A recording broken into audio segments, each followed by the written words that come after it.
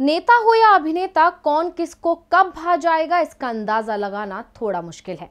जनता किसे पसंद करेगी और किसे नापसंद करेगी, इसका जवाब तो सिर्फ जनता के ही पास है। लेकिन नेता हो या अभिनेता, जनता के दिलों में अपनी जगह बनाने की हर मुमकिन कोशिश करते हैं।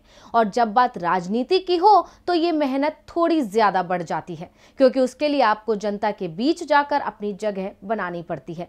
नमस्कार, स्पेशल रिपोर्ट लेकर हाजिर हूं मैं अंशिता श्रीवास्तव।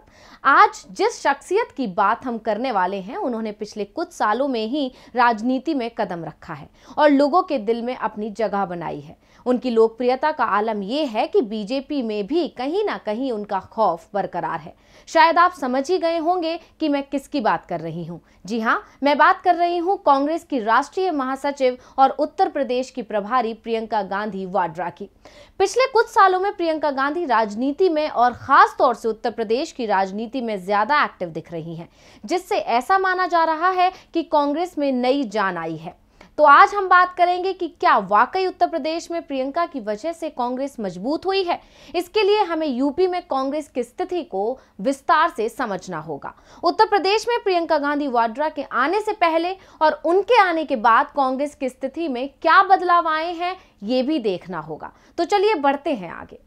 देश की सबसे पुरानी राजनीतिक पार्टी कांग्रेस की नवनियुक्त राष्ट्रीय महासचिव प्रियंका गांधी वाड्रा वैसे तो पार्टी की राजनीति में पर्दे के पीछे लंबे समय से सक्रिय रही हैं, लेकिन उन्हें औपचारिक रूप से राजनीतिक मैदान में उतरने में करीब 2 दशक लग गए। प्रियंका का राजनीति में वैसे तो प्रवेश वर्ष 1999 के लोकसभा चुनावों में हो गया था, जब वे अमेठी में अपनी मां सोनिया गांधी के लिए प्रचार में जुटी थी। इसके बाद प्रियंका ने वर्ष 2004 में राहुल के लिए अमेठी में भी सफलतापूर्वक कमान संभाली। यह राहुल का पहला चुनाव था। प्रियंका ने लंबे समय तक अपनी मां सोनिया गांधी और भाई राहुल के लिए स्टार प्रचारक के रूप में भी काम किया, लेकिन इस पर संशय बना रहा कि वे पार्टी के लिए बड़ी जिम्मेदारी संभालेंगी या नहीं।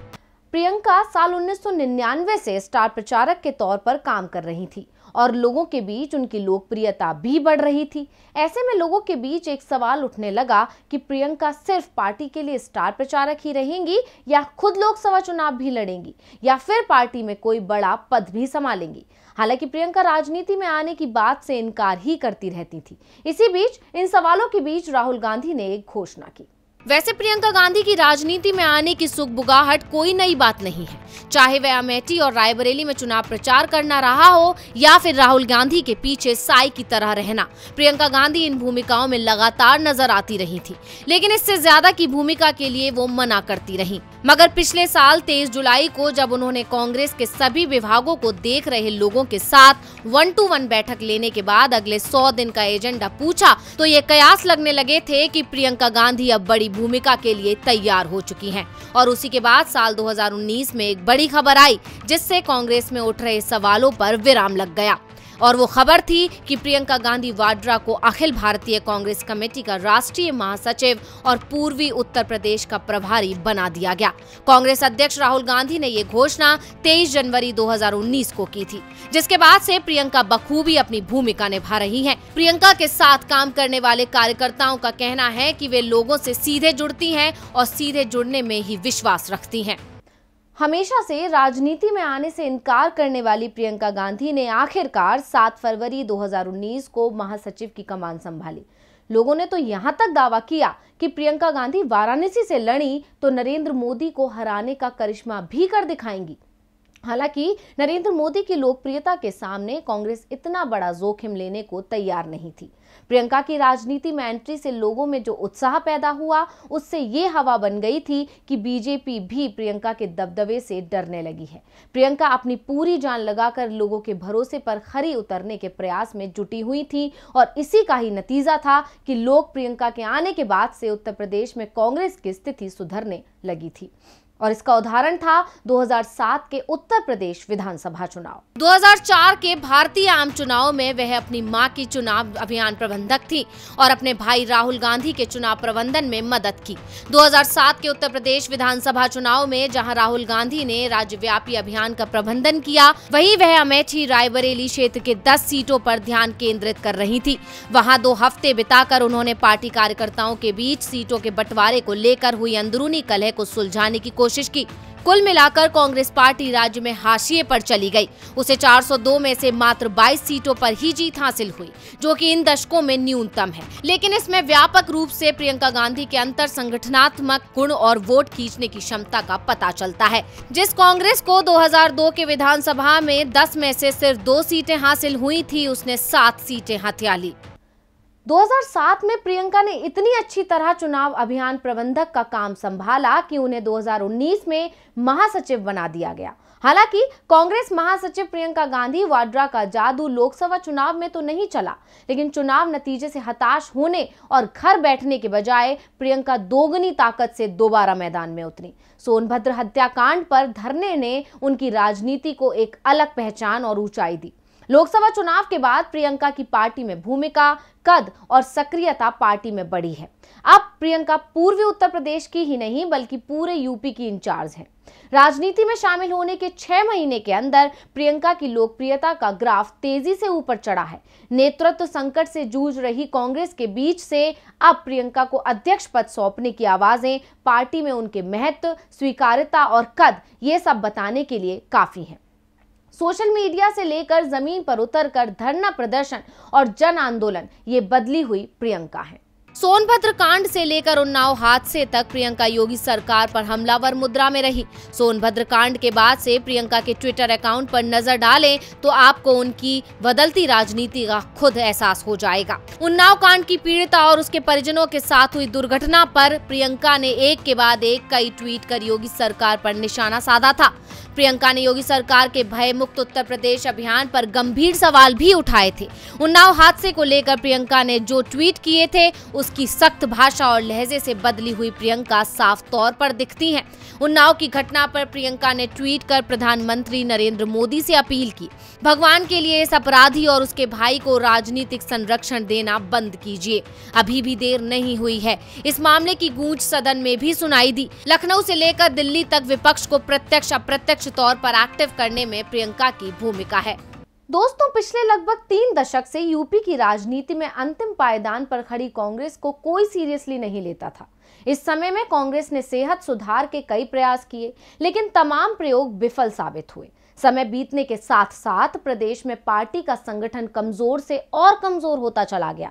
तमाम नेता पार्टी का साथ छोड़ गए, जिसको देखते हुए प्रियंका की सक्रिय राजनीति में एंट्री करवाई गई। उन्हें राष्ट्रीय महासचिव बनाकर पूर्वी यूपी की जिम्मेदारी सौंपी गई।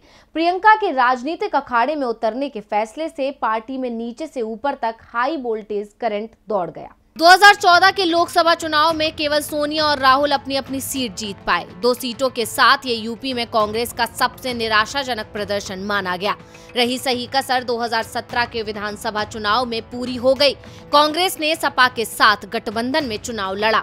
यूपी के लड़के फ्लॉप साबित हुए। सपा ने सत्ता गंवाई तो वही कांग्रेस 28 से 7 सीटों पर सिमट गई।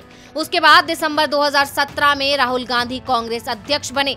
युवा राहुल के नेतृत्व संभालने से पार्टी नेताओं में नई ऊर्जा का संघार हुआ, लेकिन 2 साल के कार्यकाल में राहुल को जीत से ज्यादा हार का मुंह देखना पड़ा। 2019 के लोकसभा चुनाव में कांग्रेस समेत पूरे विपक्ष को बड़ी उम्मीद थी कि इस बार मोदी सरकार सत्ता से बाहर हो जाएगी। 80 सीटों वाले सूबे यूपी में कांग्रेस अपने दम पर मैदान में उतरी और कांग्रेस के ट्रम्प कार्ड माने जाने वाली प्रियंका के राजनीति में प्रवेश से विरोधियों की सांसें एक बार जरूर ऊपर नीचे हुई। प्रियंका ने रोड शो, रैलियां, नाव यात्रा यानी सारे चुनावी हथकंडे और प्रपंच किए, लेकिन उनकी किस्मत ने उनका साथ नहीं दिया। यूपी में पार्टी की ऐतिहासिक हार हुई। केवल सोनिया गांधी अपनी सीट जीत सकी। राहुल गांधी परिवार की परंपरागत सीट हार गए। यूपी के चारों कोनों से कांग्रेस के लिए निराशा भरी खबरें ही सुनने को मिली। लेकिन इस निराशाजनक हार से प्रियंका टूटी नहीं, बल्कि उनके अंदर नई ऊर्जा भर गई और आज वो राजनीति में पूरी तरह सक्रिय हैं। ऐसे में उनका बदला रूप देखने को मिल रहा है। राहुल के उलट प्रियंका में दादी इंदिरा जैसी तेजी, जनसंपर्क की कला और संघर्ष करने का जज्बा दिखाई देता है। देश भर में पार्टी के लचर प्रदर्शन के बाद राहुल गांधी मौन मुद्रा धारण कर बैठे और सार्वजनिक तौर पर उनकी हाजिरी भी कम हुई। हार के बाद निराशा में डूबे राहुल ने पार्टी अध्यक्ष पद से इस्तीफा भी दे डाला, लेकिन तमाम परेशानियों, संकटों, चिंता और चुनौतियों के बीच प्रियंका ने चुपचाप घर बैठने की बजाय जमीन पर उतरने का फैसला लिया। लोकसभा चुनाव नतीजे के बाद प्रियंका की यूपी में एकाएक सक्रियता बढ़ी है। सोनभद्र हत्याकांड में धरना देकर उन्होंने यह साबित किया कि वो जमीन से जुड़ी नेता हैं। प्रियंका की पीड़ित परिवार से मिलने की जिद के सामने सूबे की सरकार को झुकना पड़ा। प्रियंका के इस कदम से उनका राजनीतिक कद कई गुना बढ़ गया। प्रियंका के धरने के बाद जिस तरह सूबे में मुख्यमंत्री योगी आदित्यनाथ और विपक्षी दल सोनभद्र पहुंचे, उससे साफ हो गया कि प्रियंका का तीर निशाने पर लगा। उन्नाव हादसे को लेकर प्रियंका पूरी तरह एक्टिव रही। उन्होंने दिल्ली बैठे बैठे लखनऊ में पार्टी नेताओं को सक्रिय किया और पार्टी की 2 महिला विधायक पीड़िता से मिलने अस्पताल पहुंची, तो वहीं दूसरे कई कांग्रेसी नेता सड़क पर सक्रिय दिखे। दरअसल प्रियंका लोकसभा चुनाव नतीजे से निराश नहीं हुई और वो 2022 की तैयारियों में जुट गईं। 2017 के यूपी विधानसभा चुनावों में प्रशांत किशोर चुनावी रणनीतिकार थे और उनका कहना था कि प्रियंका गांधी को मुख्यमंत्री उम्मीदवार बनाया जाए, लेकिन कांग्रेस ने ऐसा नहीं किया और उसी का नतीजा हुआ कि यूपी में कांग्रेस को हार का सामना करना पड़ा था। अब देश के सबसे ज्यादा लोकसभा सीट वाले सूबे यूपी में पार्टी के हिस्से में मात्र 1 सीट है। 403 विधायकों वाली विधानसभा और 100 विधायकों वाली विधान परिषद में पार्टी का क्रमशः 7 और मात्र 1 विधायक है। प्रदेश के अधिकतर जिलों में पार्टी संगठन, नेताओं और कार्यकर्ताओं का कोई अता पता नहीं है। इन तमाम कमजोरियों, चुनौतियों और चिंताओं के बीच प्रियंका की सक्रियता ने न केवल पार्टी में बल्कि विपक्षी दलों में नई जान फूंकने का काम किया है। प्रियंका ने बूथ स्तर पर पार्टी को मजबूत करने की दिशा में काम शुरू कर दिया है। बड़ी तेजी से वो यूपी में नए सिरे से पार्टी के गठन पर काम कर रही हैं। फिलवक्त जमीन और सोशल मीडिया के प्लेटफॉर्म पर प्रियंका की सक्रियता ने योगी सरकार की मुश्किलें बढ़ा रखी हैं। लोकसभा चुनाव में मिले सबक और नतीजों से प्रियंका को एक बात समझ आ गई कि यूपी में मजबूत हुए बिना देश भर में मजबूत नहीं हुआ जा सकता। शायद प्रियंका ने इसी दिशा में कदम बढ़ा दिए हैं। विपरीत हालात के बावजूद प्रियंका गांधी सूबे की सरकार को अकेले दम पर घेरने में कामयाब होती दिख रही हैं। प्रियंका की सक्रियता ने योगी सरकार के कान खड़े किए हैं। वहीं विपक्षी दलों ने, खासकर बसपा और सपा ने बेचैनी का माहौल है। स्पेशल रिपोर्ट में बस इतना ही। नमस्कार।